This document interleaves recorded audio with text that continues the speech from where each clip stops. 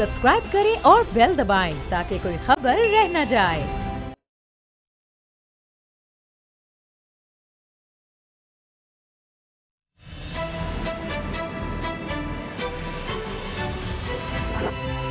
अब पता चला।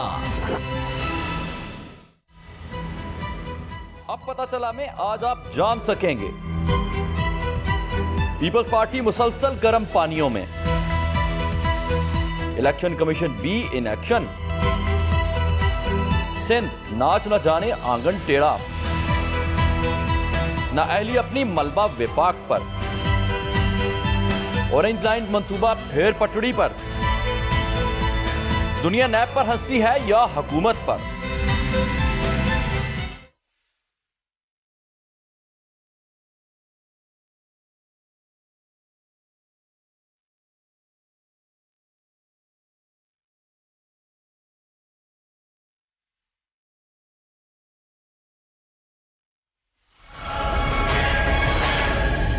अस्सलामुअलैकुम नाज़रीन, प्रोग्राम अब पता चला में आपको खुश आमदीद कहेंगे। मैं हूं आपके साथ सहरिश जुहेब और असद खरल साहब, बाबर डोगर साहब रोजाना की तरह मेरे साथ मौजूद हैं। आज सबसे पहले हम कुछ बात करेंगे पीपल्स पार्टी की क़यादत के हवाले से। जैसा कि आप जानते हैं, पाकिस्तान तहरीक इंसाफ के खुर्रम शेर जमान ने नाअहली रेफरेंस की दरख्वास्त दी थी इलेक्शन कमीशन ने, जिसमें समाअत के लिए मुकर्रर किया गया था उस दरख्वास्त को, और कल 10 जनवरी है, कल उस मामले की समाअत होनी है। तो नाअहली की तलवार साबिक सदर पर लटक रही है। दूसरी जानिब अगर फरियाल तालपुर की बात की जाए तो जाली अकाउंट्स केस में वो भी नैब के चक्कर लगा रही हैं। बिलावल की अगर बात की जाए तो बिलावल कदरे महफूज हैं, लेकिन 100% उनको महफूज नहीं कहा जा सकता। उनका नाम तो ECL से निकाल दिया गया है, लेकिन जो जाली अकाउंट्स वाला मामला है, जिस कंपनी के वो चेयरमैन हैं, कनेक्टेड है उससे ये सारा मामला। और मुराद अली शाह साहब, उनके हवाले से 3 रेफरेंस कहा जा रहा है कि वो नैब दायर करेगा, उनके हवाले से होशरुबा इंकशाफात हैं, तो उनकी जान तो छूटने वाली दिखाई नहीं दे रही है। तो पीपल्स पार्टी की क़यादत, जैसे कि अभी आपने सुना, भी गर्म पानियों में है, काफ़ी मुश्किलात का सामना करना पड़ रहा है। लेकिन जब वो अवाम के सामने आते हैं तो वो यही तासुर देने की कोशिश करते हैं कि उन्हें कोई फ़र्क नहीं पड़ रहा, जेल उनका दूसरा घर है, जाहिलो बेवकूफ़ो एक नहीं 50 केसेस बनाओ, हमें कोई फ़र्क नहीं पड़ता, मैं अकेला मुंह देने के लिए काफ़ी हूँ, ऐसा कहना जरदारी साहब का। असद खरल साहब, अब कल ये रेफरेंस की समाअत होने जा रही है, 10 जनवरी है, नाअहली रेफरेंस। अमेरिका में फ्लैट के हवाले से कहा जा रहा है कि इन्होंने डिक्लेयर नहीं किया, तो ये अगर फ्लैट वो बहुत पहले बेच भी चुके हैं तो सर ये मामला तो इतना मुश्किल नहीं है। पिछला 10 साल रिकॉर्ड ले आए, उस 10 साल के रिकॉर्ड से पता चल जाएगा फ्लैट इनका था या नहीं था।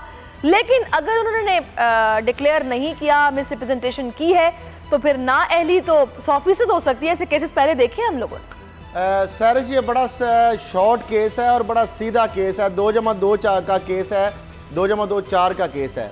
जरदारी साहब ने या पीपल्स पार्टी की पूरी क़यादत ने इस फ्लैट की मलकियत से इनकार नहीं किया। आपने देखा ये मामला चलता रहा, मीडिया में कई दिन आता रहा, खामोशी रही। उसके बाद अगर अब उसको डिस्पोज 2004 में बेच दिया था, अगर आपने 2004 में बेच भी दिया था तो उससे पहले जो आप डिक्लेरेशन जो करते रहे, आप जो FBR के अंदर आपने जो अपने रिटर्न्स फाइल किए, आपने जो इलेक्शन कमीशन ऑफ पाकिस्तान में आपने जो गोशवारे इंतखाबी दाखिल किए, क्या उसके अंदर इन प्रॉपर्टी का जिक्र किया था? और अगर आपने नहीं किया तो देन ये मिस डिक्लेरेशन है। आपने एडमिट कर लिया, आपकी ऑनरशिप मान ली, आपने एडमिशन कर ली, उसी तरह जिस तरह पनामा के केस के अंदर बड़ा आसान केस कर दिया नैब के लिए, सुप्रीम कोर्ट के लिए, शरीफ फैमिली ने, कि उन्होंने एडमिशन कर ली, उन्होंने कहा कि ये हमारे फ्लैट्स हैं। तो अब ऑनर जो है, जो बर्डन ऑफ प्रूफ है, अब जरदारी साहब के ऊपर शिफ्ट हो जाता है। अब किसी को साबित करने की ज़रूरत नहीं रहती है। इलेक्शन कमीशन ऑफ पाकिस्तान के अंदर अब सुबह ये केस फिक्स है। अब इसके साथ आपने बताया जिस तरह के फेक मनी लॉन्ड्रिंग केस जो है अकाउंट्स वाला, उसके अंदर जरदारी साहब के मामला, जरदारी ग्रुप के मामला, फरियाल तालपुर साहिबा के मामला, मुराद अली शाह साहब के मामला, वो तो ऑलरेडी दोनों बहन भाई तो बेल पे हैं बैंकिंग कोर्ट से, और अभी मामला ये जाएगा अकाउंटेबिलिटी कोर्ट में। अगर नैब रेफरेंस फाइल करता है तो ये सारा प्रोसीजर तो फिर नैब चलाएगा। मुराद अली शाह साहब का जो रोल है, मरकजी अहम रोल है उनका, उसको भी चीफ जस्टिस सुप्रीम कोर्ट कह चुकी है कि नैब अगर रिकॉर्ड के मुताबिक मुनासिब समझता है तो उसको समन कर ले, बुला ले, हमें कोई इतराज़ नहीं। बिलावल के हवाले से भी नैब को गो एड दिया गया है कि ECL से नाम निकालने की जरूर बात की गई है, लेकिन नैब को रिस्ट्रेंट नहीं किया गया। उन्होंने कहा कि नैब अगर समझता है और नैब बुला सकता है। मामला ये है कि ये पहले जो जरदारी साहब बार बार कहते हैं ना कि एक नहीं 50 केस बनाओ, केस एक ही काफ़ी है। जरदारी साहब इस खुशफहमी का शिकार हैं, पहले मैच फिक्सिंग होती रही है, पहले एम्पायर मिला लेते थे। पहले आपने देखा कि नवाज शरीफ साहब ने बेनज़ीर साहिबा के ऊपर केस बनाया, जरदारी साहब के ऊपर बनाया, उस वक्त अदालतें भी, जो क्यूम टेप स्कैंडल भी आपके सामने है। लेकिन उसके बाद क्या हुआ, बेनज़ीर भुट्टो साहिबा ने नवाज शरीफ साहब के ऊपर केस बनाए, लेकिन अल्टीमेटली क्या हुआ, दोनों को समझ आ गई, अपनी मैच फिक्सिंग शुरू कर दी। उन्होंने कहा हम आपके सिरे महल को नहीं छेड़ते, उन्होंने कहा जी हम आपके पार्लियामेंट के फ्लैट को नहीं छेड़ते। अब मामला कुछ डिफरेंट है। अब ना तो वो मैच, ना तो आपके एम्पायर अपने हैं, ना वो जुडिशरी है, ना वो हुकूमत है, ना वो प्रोसिक्यूशन है, ना इन्वेस्टिगेशन है। सही है, सही है। बाबर साहब, आपने सारी असद खरल साहब की बात सुनी है। ये लोग जो अवाम के सामने बार बार जाके बोलते हैं कि ना तो केसेस नए हैं, हमारे पर पहले भी केसेस बने, जेल हमारा दूसरा घर है, हमारे लिए कोई नई बात नहीं है, हमें कोई फ़र्क नहीं पड़ता। इसमें कोई शक नहीं है कि मैंडेट लेकर ये जमात जो है ये इस वक्त जो असेंबलीज हैं उनमें मौजूद है। लेकिन मुझे ये समझ नहीं आ रही कि अब ऐसा क्या मुख्तलिफ है कि मामला अपने मंतकी अंजाम तक को पहुँचेगा। असद साहब तो कह रहे हैं कि प्रोसिक्यूशन वो नहीं है, अब मामलात वो नहीं है, पहले मैच फिक्स हो जाता था। आपका क्या ख्याल है, अब मामला मंतकी अंजाम तक पहुंच जाएगा यहाँ पर? क्योंकि ये भी हिस्टोरिकल फैक्ट है, केसेस पहले भी बने, बरी भी हुए, जेल भी गए। देखिए सैरिश, 2008 में ये प्रेसिडेंट बने, उससे पहले जितने केसेस थे उस पर NRO आ गया। प्रेसिडेंट में जब ये बने तो स्विस कोर्ट्स का बड़ा स्ट्रॉन्ग केस था, लेकिन ये सदारती इस्तिस्ना के पीछे छुपे रहे और अल्टीमेटली जो ख़त लिखना था वो ख़त लिखा ना जा सका और वो सारा केस जो था वो फिजल आउट हो गया, ख़त्म हो गया। अब कल जो पेशी है इलेक्शन कमीशन ऑफ पाकिस्तान में वो बड़ी अहम है। खुर्रम शेर जमान जो है उनको इलेक्शन कमीशन ऑफ पाकिस्तान ने बुलाया है। कल वो अपने रेलेवेंट डॉक्यूमेंट्स जो हैं वो इलेक्शन कमीशन ऑफ पाकिस्तान में जमा करवाएंगे। मेरी इलेक्शन कमीशन ऑफ पाकिस्तान में बड़े सीनियर लोगों से बात हुई है, उन्होंने कहा है कि जनाब खुर्रम शेर जमान जो है जो डॉक्यूमेंट्स देंगे, वो PTI ये क्लेम कर रही है कि 2008 में जरदारी साहब इन फ्लैट्स के मालिक थे। जब वो प्रेसिडेंट बने वो इन फ्लैट्स के मालिक थे, लेकिन उन्होंने जो बीइंग प्रेसिडेंट जो अपना डिक्लेरेशन जमा करवाया उसके अंदर इन फ्लैट्स का जिक्र मौजूद नहीं था। तो ये बेसिकली उनका ये केस है। अब खुर्रम शेर जमान जो कागजात जमा करवाएंगे, इलेक्शन कमीशन उनकी इनिशियल इब्तदाई स्क्रूटनी करेगा। अगर वो समझता है कि ये कागजात जो है वो सफिशिएंट है इस केस को, इस रेफरेंस को आगे लेके जाने के लिए, तो उसके बाद मेरे जो इलेक्शन कमीशन के जो सीनियर लोग हैं उन्होंने मुझे बताया कि हम फॉरेन मिनिस्ट्री से भी मदद ले सकते हैं। हम वो कागजात जो हैं फॉरेन मिनिस्ट्री को भेजेंगे न्यूयॉर्क में और उनकी जांच पड़ताल करवा देंगे, उनको वैलिड करवा लेंगे। वहाँ जो मुतलका डिपार्टमेंट है वो उसकी स्क्रूटनी करेगा और वो उनको बता देगा कि ये जो फ्लैट्स हैं कितने दुरानिये में कब खरीदे गए, कब बेचे गए और कितना अरसा ये जरदारी साहब की मलकियत रहे। दूध का दूध, पानी का पानी हो जाएगा। इसमें कोई बड़ी चीज नहीं है। अगर वो वेरीफाई कर देते हैं, एक मिनट अगर वहां से ये वेरीफाई हो जाते हैं कि जरदारी साहब ने 2008 में जब वो प्रेसिडेंट बने थे ये फ्लैट उनकी मलकियत थे और उन्होंने ये फ्लैट नहीं बेचे, तो फिर जरदारी साहब की मेंबरशिप खतरे में है। ये मैं आपको अभी बता दूं, बल्कि बच ही नहीं सकते, फिर ये डिस्क्वालीफाई होने से इनको कोई बचा नहीं सकता। तो ये कोई मामला कोई बड़ा मुश्किल नहीं है। कल कागजात की इनिशियल स्क्रूटनी होगी और अगर इलेक्शन कमीशन समझता है कि ये स्ट्रॉन्ग और कंक्रीट एविडेंस है तो वो मिनिस्ट्री ऑफ फॉरेन अफेयर्स के जरिए मैनहट्टन में इन कागजात की मुतलका डिपार्टमेंट से जांच पड़ताल करवा लेगा और उससे सारा रेलेवेंट डॉक्यूमेंट जो है पाकिस्तान पहुंच जाएंगे। ये कोई पाकिस्तान नहीं है, ये कोई सिंध गवर्नमेंट नहीं है जो डॉक्यूमेंट्स नहीं देगी या डॉक्यूमेंट्स को आगे पीछे कर देंगे। ये अमेरिका है, वहाँ पर जो डॉक्यूमेंट जिस तरह है उसी तरह से ही इनको मिल जाएंगे। तो ये मामला ज्यादा लंबा चलने वाला नहीं है। एली की तलवार इनके सर पर लटक रही है। बिल्कुल, मैं समझ गई आपकी सारी बात। अब मुझे बताएं असद खरल साहब, अगर बिलफर्ज ये नाअहल हो जाते हैं तो उसके बाद फिर क्या सूरत हाल होगी? वैसे तो ये को चेयरमैन है पार्टी के, पार्टी सदारत का मामला भी आ जाएगा कि मतलब उस तरह के चेयरमैन नहीं रह सकेंगे, पार्टी क़यादत फिर कौन संभालेगा, क्या सूरत हाल होगी? क्योंकि आपको मियाँ साहब के केस में पता है कि फिर उनसे सदारत भी छिन गई थी। जब वो नाअहल हो गए थे उसके बाद। बिल्कुल आपने बात सही की है। और प्रेसिडेंट जो ताज़ा हमारे पास मौजूद हैं कि मियां साहब के केस के अंदर आपने देखा, और फिर अब शहबाज शरीफ साहब भी अगर कन्विक्ट हो जाते हैं तो उनकी जो सदारत उनको आगे मियां साहब से ट्रांसफ़र हुई थी, जो वरासती मामला है वो भी छिन जाएगी। और मरियम साहिबा जो इसलिए आगे नहीं आ रही क्योंकि उनकी अपनी तलवार सजा की लटक रही है, जो अपील है, और अभी तो फिक्स भी होगी 14 जनवरी को। एक बात सैरिश मैं आपको बता दूं, जो लास्ट फैसला अक्विटल का आया जरदारी साहब के हक में, जब वो प्रेसिडेंसी में थे उस वक्त इस्तिस्ना था, और उनके अलावा बाकी मुलजमान के खिलाफ अकाउंटेबिलिटी कोर्ट के अंदर केसेस की हेयरिंग समाअत होती रही। लेकिन जब इनको एक्विट किया गया यही जज बशीर साहब ने, तो उन्होंने पता क्या लिखा?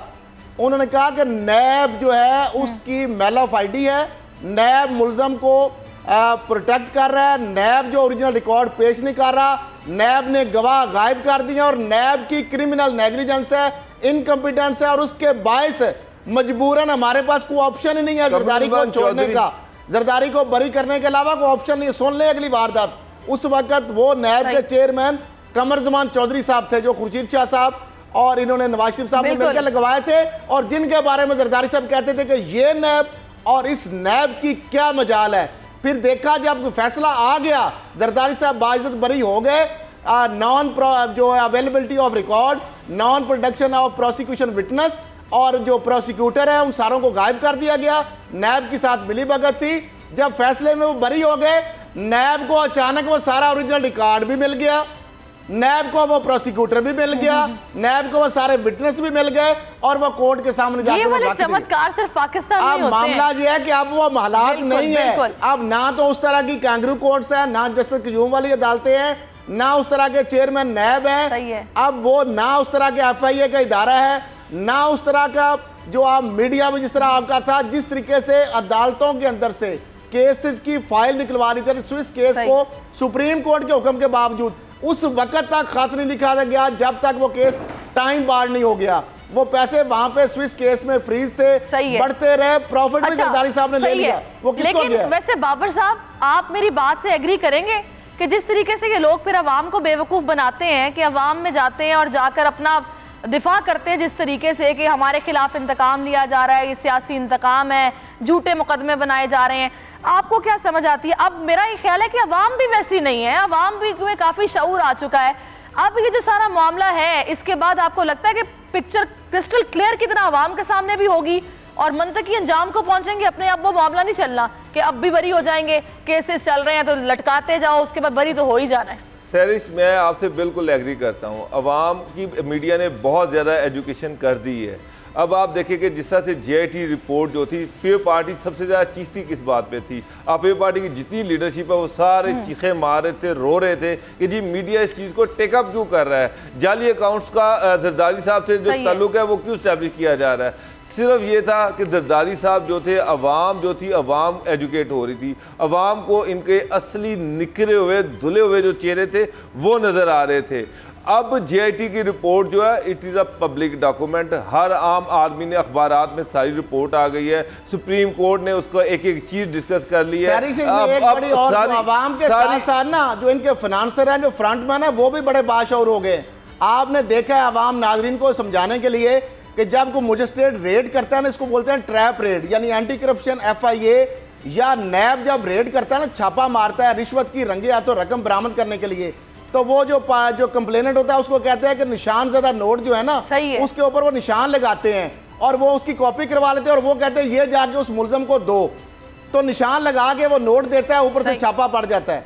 ओमनी ग्रुप वाले बड़े समझदार थे, उन्होंने नोटों को निशान लगा के सारों को पकड़वा दिया है। अब वो फेक अकाउंट से हर जगह पे ट्रांजैक्शन की है, बिलावल के टिकटों की पेमेंट भी की है, उनके घर भी खरीदे गए हैं, वकीलों को फीसें अदा की गई हैं, सारे काम अब ये बच नहीं सकते।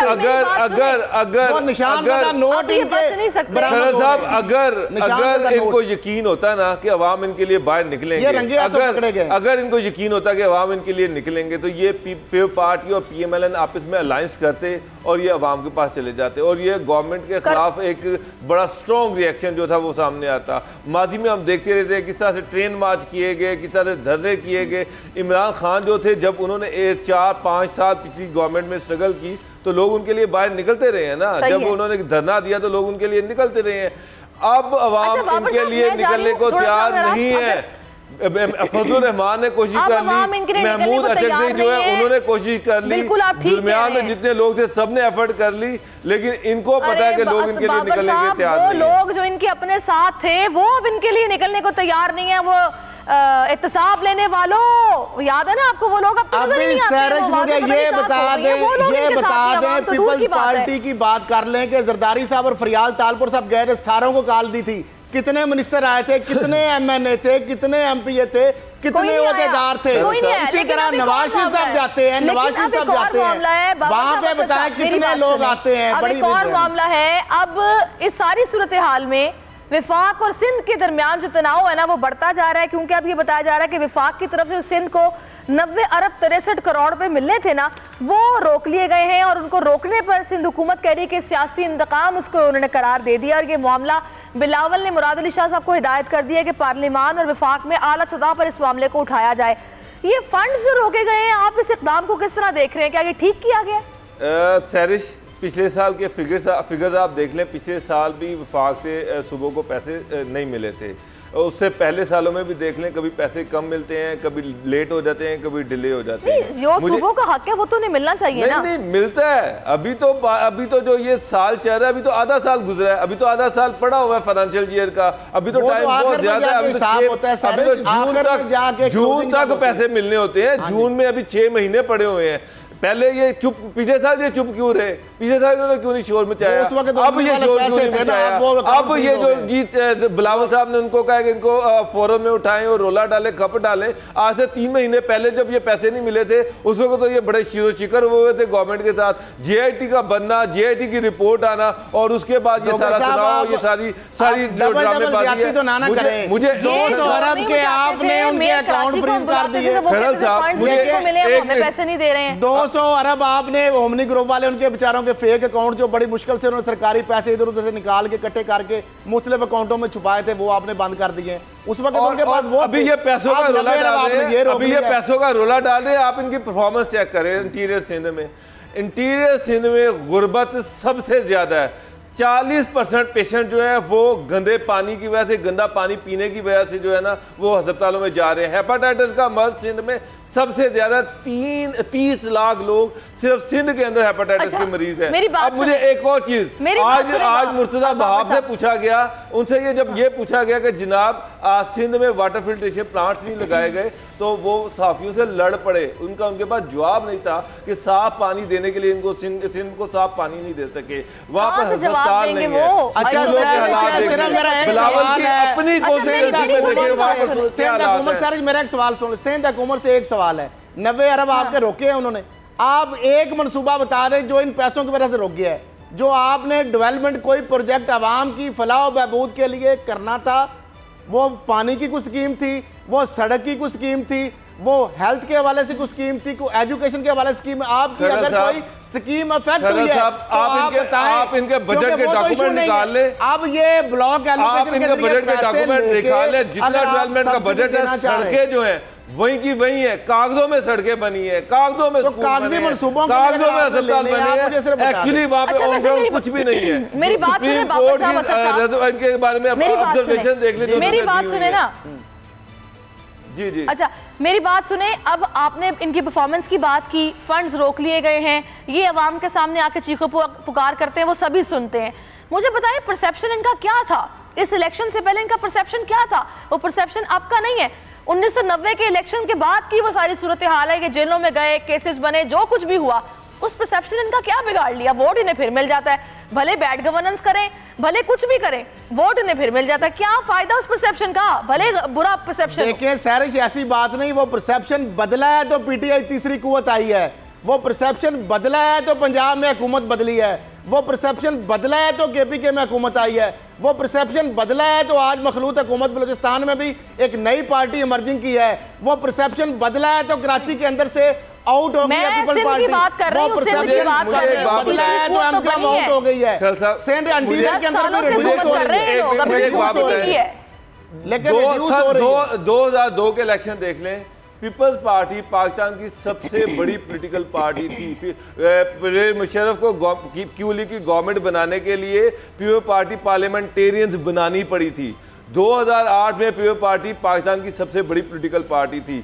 आज पीपल्स पार्टी का पंजाब में कोई नाम लेने वाला नहीं है। आज पीपल्स पार्टी का सिंध में केपीके में कोई नाम लेने वाला नहीं है। आज पीपल्स पार्टी का बलूचिस्तान में कोई नाम लेने वाला नहीं है। आज पीपल्स पार्टी का कराची और हैदराबाद में कोई नाम लेने वाला नहीं है। तो आप किस तरह से कह रहे हैं कि परसेप्शन बदल रहा है? सिंध के शहरी इलाकों से भी आउट हो चुकी है पीपल्स पार्टी। परसेप्शन तो बदल रहा है। अब इस तरह नून लीग की देख ले, उनकी भी परसेप्शन आप देख ले। मामला ये है कि देर है दुरुस्त है मीडिया की जो नहीं, इसका मतलब हम बेहतरी की तरफ जा रहे हैं। बिल्कुल बहुत अच्छी बात है, लेकिन उनके परसेप्शन ने इनका कुछ नहीं बिगाड़ा था, लेकिन अब बदल रहा है माहौल, अब हालात पाकिस्तान में बदल रहे हैं। एक ब्रेक लेते हैं, ब्रेक के बाद वापस आते हैं।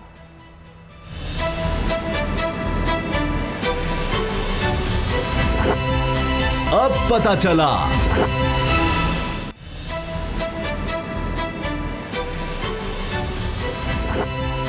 अब पता चला।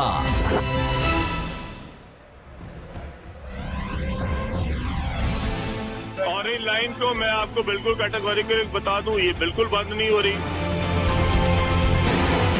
इसके ऊपर गरीब सूबे का, गरीब अवाम का 300 अरब रुपया लग चुका है। अब इसको मैं अगर चाहूं भी तो मैं बंद नहीं कर सकता। ये बिल्कुल बंद नहीं हो रही, ये चलाई जाएगी। वेलकम बैक नाजरीन। ब्रेक से पहले अपोजिशन की बात हो रही थी और परसेप्शन की हम लोग बात कर रहे थे, क्योंकि वो इस्तिलाहें जो कि मिस्टर 10% के हवाले से हैं या फिर कौन किसकी गोद में बैठ के आया, ये इल्ज़ामात जो एक दूसरे पर लगते रहे हैं, इसके बाद सभी जानते हैं कि हकीकत क्या है, परसेप्शन क्या बना। लेकिन अच्छी बात है कि परसेप्शन अब वो आहिस्ता आहिस्ता तब्दील हो रहा है।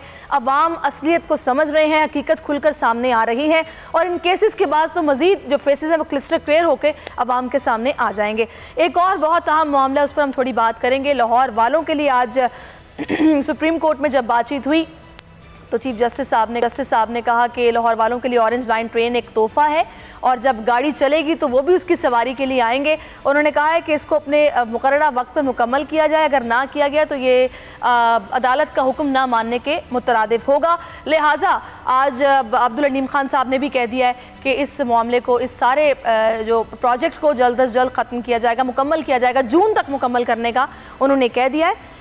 तो मैं असद साहब सबसे पहले आपसे बात करना चाहूँगी, ये सफ़ेद हाथी जो कि समझे गले की हड्डी अब बन गया, ना आप निगल सकते हैं ना आप उगल सकते हैं, 10 अरब रुपए की सब्सिडी ये लोग कहाँ से लेके आएंगे इस मंसूबे को चलाने के लिए मुकम्मल करने के बाद? पहली तो बात सैरिश ये है कि अभी आपने अलीम खान का बयान सुना और इससे चंद दिन पहले का भी बयान सुने, जब उन्होंने कहा ये पॉसिबल नहीं है, हम देख रहे हैं, बनेगा नहीं बनेगा, सब्सिडी कहाँ से लाएंगे, फंड कहाँ से लाएंगे। सुप्रीम कोर्ट के रिमार्क्स का है, हियरिंग हुई और साथ ही उन्होंने फिर बयान दाग दिया कि अब इसको हम जून और जुलाई तक मुकम्मल कर देंगे।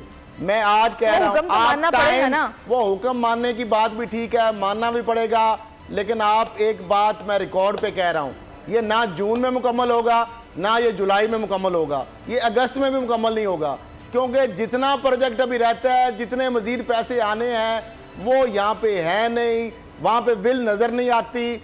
आपके बयानात के ऊपर तो मुझे तो नहीं, मैं इस पे मानने को तैयार कि ये बन जाएगी, क्योंकि ना उस तरह की एक्टिविटी को नज़र आ रही है, ना वहाँ पे कोई फंड्स नज़र आ रहे हैं, ना वहाँ पे कोई किसी किस्म की कोई सरगर्मी नज़र आ रही है जिससे मैं ये कह दूं कि अलीम खान साहब का बयान जो है गवर्नमेंट की मतलब कैपेसिटी ये है कि एक बयान सुप्रीम कोर्ट के रिमार्क्स आए और फौरन उन्होंने बयान दाग दिया है। क्या अभी आपको जो सही है बात, जो प्रैक्टिकल है, ये तो आदम स्वाति वाली बात है। एक्सक्लूसिव स्टोरी जो कि बाबर साहब के पास है, थोड़ी सी जरा उस पर भी नजर डाल लेते हैं। बाबर साहब, ये कौन बरतानिया से है जिसने अरबों रुपए की इन्वेस्टमेंट लाहौर में कर दी है और ये पुलिस की सारी जो घपले हैं और ये जो भत्ता हो रही है पुलिस की, इस पर मैं चाहूंगी स्टोरी आप नाज़रीन के साथ भी शेयर करें।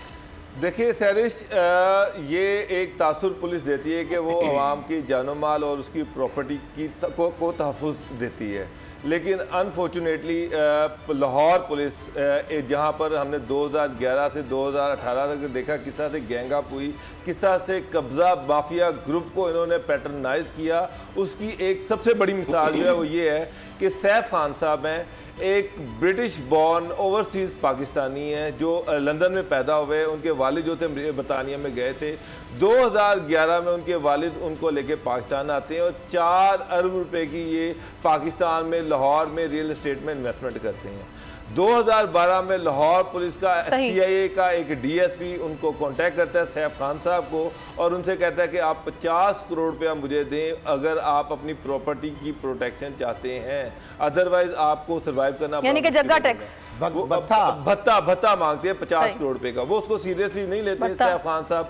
उसके बाद 2012 से लेके 2018 तक सैफ खान साहब के खिलाफ 24 मुकदमात दर्ज होते हैं पंजाब भर के मुख्तलिफ थानों में।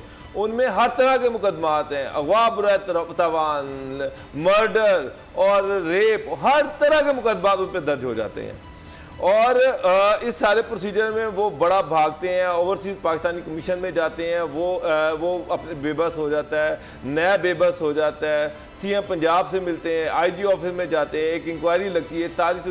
तारिक कुरैशी साहब जो इस टाइम उस वक्त AIG थे और अब वो RPO गुजरावाला है, वो इस स्टोरी के विटनेस है सारी के, वो उसके इंक्वायरी ऑफिसर हैं और वो अपनी इंक्वायरी में लिखते हैं कि एक ताकतवर पुलिस माफिया जो है वो उनके अपने फ्रंट मैनों के जरिए इन साहब के पीछे पड़ा हुआ है और उनसे पैसे एक्सटोर्ट करना चाह रहा है और वो ये लिखते हैं कि इनके मुकदमात इलीगल है, नाजायज है, वो वापस दिए जाए। इंक्वायरी अफसर नाम लिखते हुए डरता है उन ताकतवर पुलिस अफसरों का। अब आप डॉक्टर साहब उन अफसरों का नाम भी बता दें आवाम को। 2012 से लेके 2018 तक जो CCPO लाहौर, नाम भी बता दें बाबर साहब। 2012 से 2018 तक जो CCPO लाहौर थे, एक ताकतवर CCPO, उनके साथ एक ताकतवर DIG जो CM साहब के कदमों में बैठे हुए थे, उनके कदमों में बैठे हुए ताकतवर थे और उनके साथ एक ताकतवर DIG थे जिनकी साहब ने स्टोरी दी। उसके बाद एक ऑपरेशन भी ताकतवर थे, कनाडा चले गए। उसके बाद एक ताकतवर DIG थे जिनका नैब में बहुत स्ट्रॉन्ग कनेक्शन है, नैब उनके रिश्तेदारी कह देना, नैब में उनके रिश्तेदार लगे हुए हैं। उसके बाद एक स्ट्रॉन्ग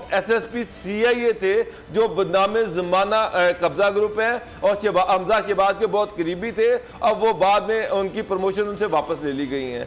तो ये एक गैंग था, ये गैंग मिल के लोगों को लूटता था। तो ये गैंग अभी भी सरगर्म है? ये इनमें से अब नया सेटअप आया, इनमें से ज्यादातर तो ट्रांसफर हो चुके हैं, लेकिन अभी भी उन पे पर्चे दर्ज किए जा रहे हैं। अभी भी ये गैंग जो है उनसे पैसों की डिमांड कर रहा है। वो बंदा अभी भी भागदौड़ कर रहा है और वो बंदा कहता है कि मैं इस गैंग को हर सूरत में 4 अरब रुपए से लेके 2018 या 19 आ गया है, तो इतने खर्चों के बाद इन्होंने सरवाइव कैसे किया लाहौर में? क्योंकि पहले सल्तनत शरीफिया थी यहाँ पर। यही बात है कि खुशकिस्मती समझ लें।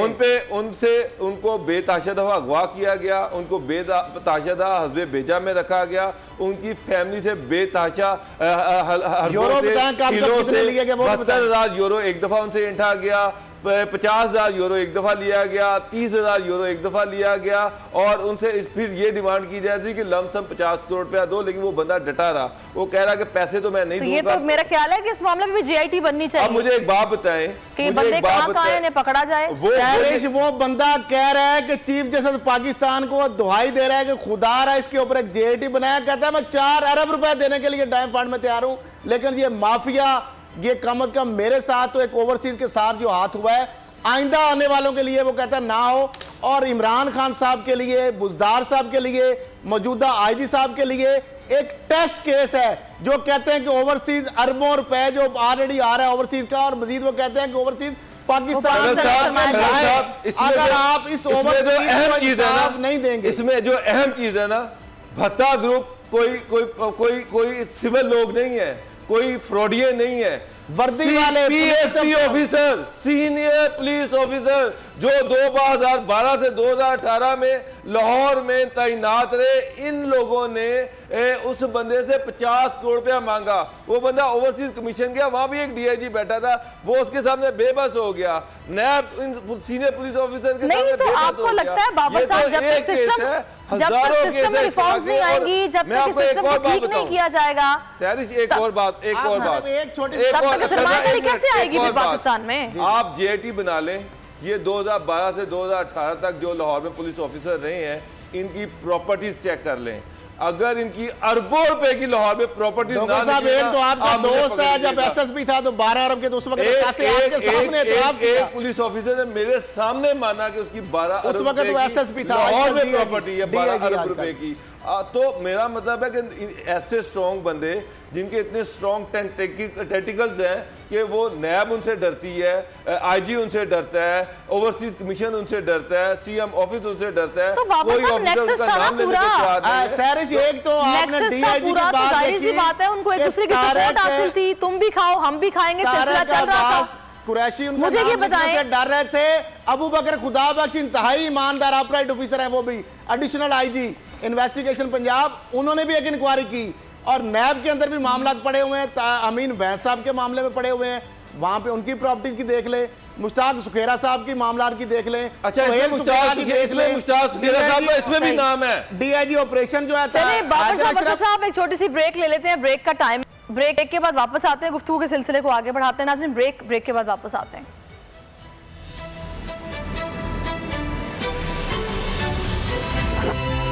अब पता चला।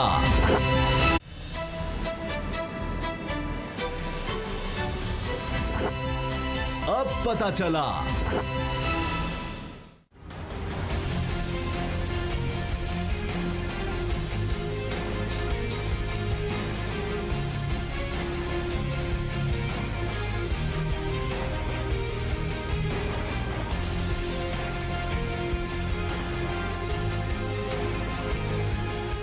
वेलकम बैक नाजरीन। कुछ बात फवाद चौधरी साहब की करते हैं, जिन्होंने बातचीत करते हुए कहा है कि नैब जो कि हेलीकॉप्टर के हवाले से केस चला रहा है वज़ीर आज़म इमरान खान के हवाले से, उनकी तौहीन कर रहा है क्योंकि वो मौजूदा वज़ीर आज़म है।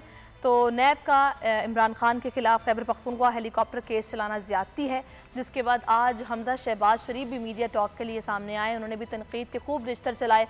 उनकी तरफ से कहा गया कि साबिक वज़ीर आज़म नवाज शरीफ उनमें शामिल हैं, यूसुफ रज़ा गिलानी शामिल हैं, शौकत अजीज़ शामिल है, राजा परवेज़ अशरफ शामिल हैं। जब उनके खिलाफ नैब इंक्वायरीज़ खोल सकता है तो इमरान खान साहब के खिलाफ क्यों नहीं खोल सकता। उन्होंने कहा कि इमरान खान नैब से डराना छोड़ दें, हुकूमत से कोई एनआरओ नहीं मांग रहे। तो इसका मतलब है असद खरल साहब, जिसके खिलाफ कार्रवाई होती है जाहिर सी बात है फिर उसको इशूज़ होते हैं, भले हुकूमत हो भले अपोजिशन हो। देखिए सच बात यह है कि अपोजिशन का काम तो शोर मचाना है, रौला डालना है, तनकीद करना है हुकूमती इदारों पर, इंस्टीट्यूशन पर, बेशक वो इंडिपेंडेंट हो, बेशक किसी मिनिस्ट्री के किसी के मतहत हो। लेकिन एक हुकूमती वज़ीर, उसका ये गैर जिम्मेदाराना बयान देना एक इंस्टीट्यूशन के बारे में, एक इदारे के बारे में, और इस तरह बात करने के लोग उस इदारे के ऊपर हंस रहे हैं। और अगर उसने वज़ीर आज़म से ये बात या नोटिस दिया है या उसने वो कार्रवाई कर रहा है तो वो तौहीन है वज़ीर आज़म की। देखिए ये यार्ड स्टिक जो है ना, ये इसके ऊपर मैं तो बिलीव नहीं करता। देखिए जो मामला है दूध का दूध पानी का पानी हो जाएगा, लेकिन इसका मतलब अगर इस तरह के आप बयान दे रहे हैं तो इसका मतलब तो ये है कि आप स्नब कर रहे हैं, आप नैब को रिस्ट्रेन कर रहे हैं, आप नैब को थ्रेट कर रहे हैं, आप नैब को ब्लैकमेल कर रहे हैं। क्योंकि बदकिस्मती ये है कि बज़ाहिर तो ऑटोनमस बॉडी है, लेकिन नैब का बजट जो है वो आपके हाथ में है। नैब की ट्रांसफर पोस्टिंग इवन के तकर्रियां जो उनके कंसल्टेंट जो उनके एडवाइजर थे वो इन्होंने इख्तियार ले लिया। पीएम साहब ने कहा कि वो नैब के चेयरमैन से वापस ले लिया, फिर इनका बजट जो है उसके अंदर कट लगा दिया। अब इस तरह के बयान देने का मकसद तो ये है कि इदारे के ऊपर आपका इन्फ्लुएंस हो सकता है, आप इदारे को प्रेशराइज कर सकते हैं। देखिए अगर Shahid Khan Abbasi sitting prime minister को समन हो सकते हैं, अगर Nawaz Sharif sitting prime minister को समन हो सकते हैं, अगर Raja Pervez Ashraf sitting prime minister को समन हो सकते हैं, अगर Yusuf Raza Gilani sitting prime minister को समन हो सकते हैं, तो इमरान खान साहब को समन अगर हो गए हैं तो कोई क़यामत नहीं आ गई। ये इक्वालिटी और अक्रॉस द बोर्ड अकाउंटेबिलिटी और उस पर हमें बिलीव होना चाहिए। और पीटीआई के ऊपर तो नहीं करते कि इस तरह के बयान दें। सही है, आप तवक्को नहीं करते, सही है। नैब खुद मुख्तार इदारा है, ऑटोनोमस इदारा है, आपका क्या ख्याल है, क्या वो प्रेशराइज होता होगा इस तरह के बयानात से? और दूसरा, क्या इस तरह के बयानात को सियासी बयानात समझ के इग्नोर कर देना चाहिए, इदारे को अपना काम जिस तरह करता है वैसे ही करते रहना चाहिए? हो क्या रहा होगा, आपका क्या ख्याल है?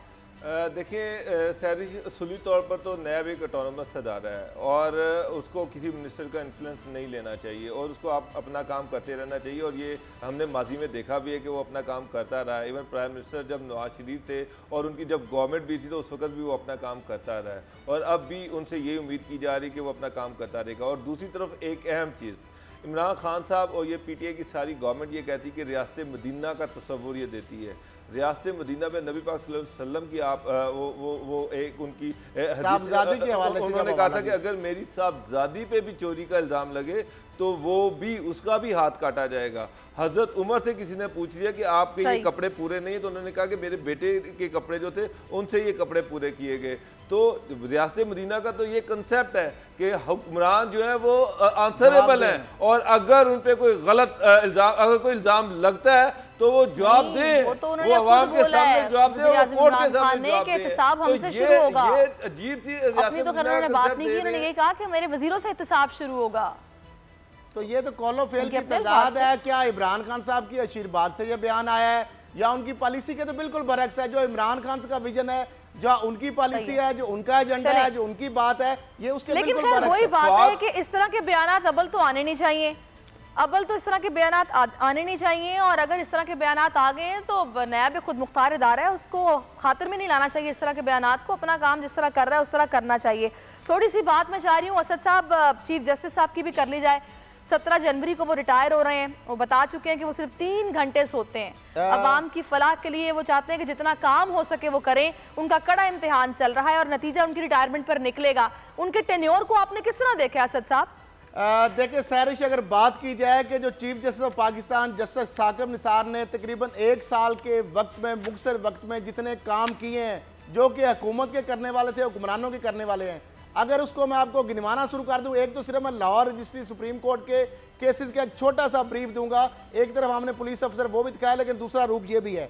ये 2 दिसंबर को एक रिपोर्ट सबमिट होती है जिसके अंदर 4 अरब 11 करोड़ रुपए मालियत की properties chief justice of Pakistan की, जो लाहौर रजिस्ट्री में मुख्तलिफ लोगों ने डायरेक्ट आके दरखास्तें दी, और पुलिस के 2 जो होनहार ऑफिसर हैं, DIG लीगल चौधरी अब्दुर्रब साहब और AIG SP जो सैफुल मुर्तज़ा साहब हैं, और 7 जो उनके HRC के डायरेक्टर जनरल आमिर सलीम राना साहब, गुलाम मुर्सा सेक्रेटरी, और जो सफियान शेख साहब उनके HR के, और बाकी जो लोग हैं उनके जो PA हैं चीफ साहब के, जिन्होंने 4 अरब और 11 करोड़ की आम लोगों को जो बगैर वकील के डायरेक्ट चीफ साहब के पास दरखास्तें लेके आए, जिसमें 422 उन्होंने इंटरटेन की, 311 उसके अंदर उनको कंप्लाइंस की, 62 जो हैं उनके ऊपर बाकायदा उनको मुकम्मल कंप्लाइंस की, 54 FIR की, 18 मकानों के घरों के कब्जे दिलवाए और उनकी मालियत 8 करोड़ 10 लाख थी, 1321 कनाल जरी जमीन जो लोगों ने बासर ने दबा रखी थी वो छुड़वाई 2 करोड़ की, और 78 कनाल जो रेजिडेंशियल है। फिर उसके बाद आप सारी देखें, अरबों रुपए की जो एक्स्ट्रा फीसें ली गई थी निजी कॉलेजों मेडिकल की जानब से, FIO का कह के अरबों 4 अरब से ज्यादा स्टूडेंट को पहली दफा वापस पैसे कराए। फिर आपने देखा प्राइवेट निजी हॉस्पिटल जो महंगे थे वहां पे फ्री बेड लगवाए, उनके रेट्स कम कराए, जो लोड होता था 35 रुपए कट जाते थे, वो अरबों रुपए के आम लोगों को फायदा पहुंचाया, खजाने में पैसे हैं। बिल्कुल आप ठीक कह रहे हैं, फिर मतलब उसके बाद आप देखें पानी हमारा निकाल के मल्टीनेशनल कंपनियां अरबों रुपए ले जा रही थी, उसके ऊपर टैक्स लगाया। सीमेंट फैक्ट्रियां हमारा पानी पी रही थी, उनके ऊपर पैसा लगाया। 252 मुकदमात के फैसले करते हुए निपटा दिए इन्होंने, और तनकीद करने वालों ने जब ये बोला कि अपने केसेस तो देखें हम बाहर लगे हुए, तो उन्होंने बोला अपने हाउस को भी ऑर्डर किया है, ऐसी कोई बात नहीं है। बिल्कुल आप ठीक कह रहे हैं, है उन्होंने हल कर सेंसिटाइज कराया। डैम जो है पहली दफा एक जो हुकूमतों ने काम नहीं किया 2025 में, वरना पानी को हमने तरसना था। मैं समझता हूं कि ये जो काम उन्होंने किया है, जितना उन्होंने ये बोला कि मैंने जितने भी काम किए हैं मुफादे आमा के लिए किए हैं, उनका जात के लिए नहीं था, बिल्कुल ठीक कह रहे हैं बाबर साहब, और उनकी फैमिली को भी खराज तहसीन है जिन्होंने उनके साथ सैक्रिफाइस किया। हफ्ते और इतवार की छुट्टियां में नहीं की। अभी लास्ट टाइम लाहौर में थे, उन्होंने कहा था कि मैंने अपनी फैमिली को बोला मुझे 1 साल दे दो, बेटे की एंगेजमेंट थी, आधा घंटा पहले कोर्ट छोड़ी है, जो है वो उसको भी क्रेडिट जाता है, कोर्ट छोड़ी है उनका। बिल्कुल ठीक कह रहे हैं बाबर साहब, को सुन के जाऊंगा। बाबर साहब मैं आपका भी इनपुट चाह रही हूँ थोड़ा सा। देखिए पाकिस्तान में जो सबसे बड़ी उनकी कंट्रीब्यूशन है वो करप्शन के खिलाफ जो उनके स्टेप्स हैं, मैं उनको सबसे बड़ी कंट्रीब्यूशन गिनता हूँ। पनामा केस ले लें, जरदारी के खिलाफ GIT ले लें, जाली फेक अकाउंट्स ले लें, और उसके बाद ये जितने बड़े बड़े करप्शन के केसेस थे, कब्जा माफिया के खिलाफ उन्होंने जिस तरह से स्टेप लिए, उसके बाद बैरिया टाउन जो अनटचेबल था, सब उन्होंने कैसे करदार तक पहुंचाया। ये सबसे बड़ी कंट्रीब्यूशन है पाकिस्तान का।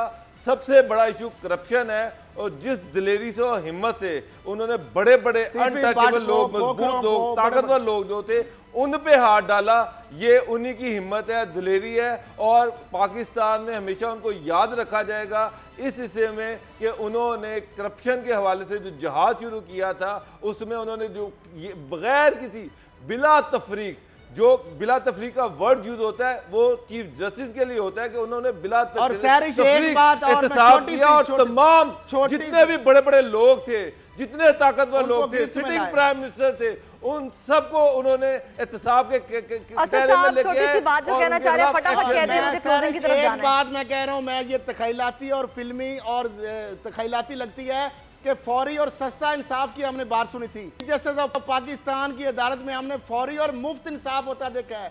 वो लोग गरीब खवातीन, बिल्कुल इसमें कोई शक नहीं है, HRC बिल्कुल इसमें कोई शक नहीं है, और यकीन माने बिल्कुल ये फल उनको मिलेगा उनकी रिटायरमेंट पे। और सलाम पेश करते हैं, हम अभी सलाम पेश करते हैं। एक नए दौर का आगाज हुआ था जब वो आए थे, तब्दीली देखी गई थी सही मानों में जुडिशरी में। बहुत शुक्रिया असद खरल साहब, बाबर डोगर साहब। इसके साथ ही नाज़रीन आपसे इजाजत चाहेंगे, इंशाल्लाह कल फिर से मुलाकात होगी। कल तक के लिए अल्लाह हाफिज।